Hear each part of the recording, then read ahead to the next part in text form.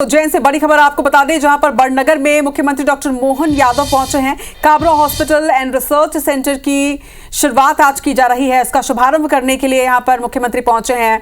मध्य प्रदेश के मुख्यमंत्री डॉक्टर मोहन यादव ने शुभारंभ किया। मंच की ये सीधी तस्वीरें भी आपके सामने हैं। Kabra hospital and research centre का शुभारंभ आज उज्जैन के बड़नगर में हो रहा है और इसकी शुरुआत करने के लिए आज मुख्यमंत्री डॉक्टर मोहन यादव यहां पहुंचे हैं।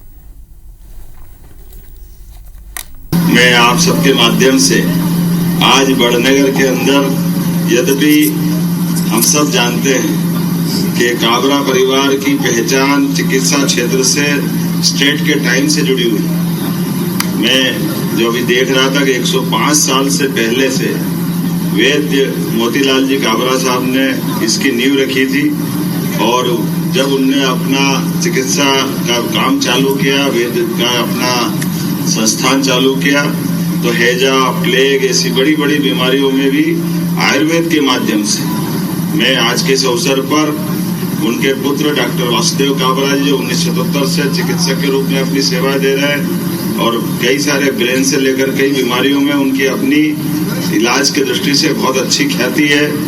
डॉक्टर चारू काबरा 2009 से, डॉक्टर प्रखर काबरा 2017 से, पुत्रवधू डॉक्टर कृति काबरा।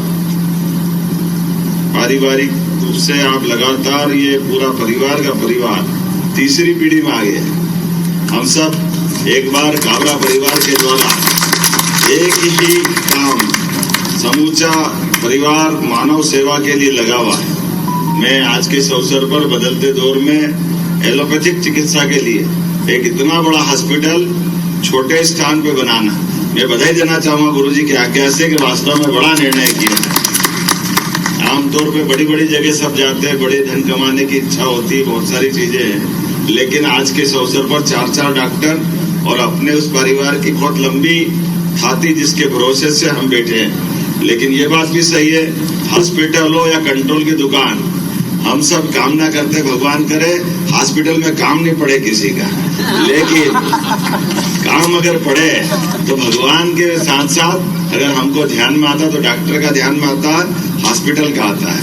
ये मानव शरीर का पिंड हमारे अपने लिए परमात्मा ने कई व्याधि और कई प्रकार की चीजों के साथ हमको इस मृत्यु लोक में भेजा है और ऐसे में जब परमात्मा ने हमको ये अपनी इस खास करके अपन इसको इस रूप में भी मान ले, ये हमारे लिए ईश्वर का वरदान है हमारा शरीर। लेकिन ईश्वर का वरदान शरीर का अंतर कैसा है कि ईश्वर का वरदान होने के बावजूद भी ईश्वर हमारे शरीर में विद्यमान है, लेकिन हमारे शरीर में विद्यमान होकर के वो हमारी अच्छाई बुराई हमारे सारे कर्मों के लिए हमको वो अपने को मौका देता है। इसमें उनका स्वयं का कोई योगदान उस नाते से नहीं कि अगर आप गलत काम करोगे तो भगवान उसके लिए दोषी है। भगवान ने आपको मृत्यु लोक में सबके अपने कर्म के सिद्धांत के आधार पर परमात्मा ने आपको पिंड दिया है। ये उसी प्रकार से दिया है जैसे जल से बर्फ बनती है, बनेगी जल से ही बर्फ, लेकिन बर्फ बनने के बाद जल उसमें कहीं दिखाई नहीं देगा। जब बर्फ फिर पिघल जाएगी तो वापस जल बन जाएगी। ऐसे परमात्मा ने हमको जो पिंड बना के दिया, परमात्मा हमसे उम्मीद करता कि वापस हमको उस रूप में ही मिलो जिस रूप में हमने भेजा था।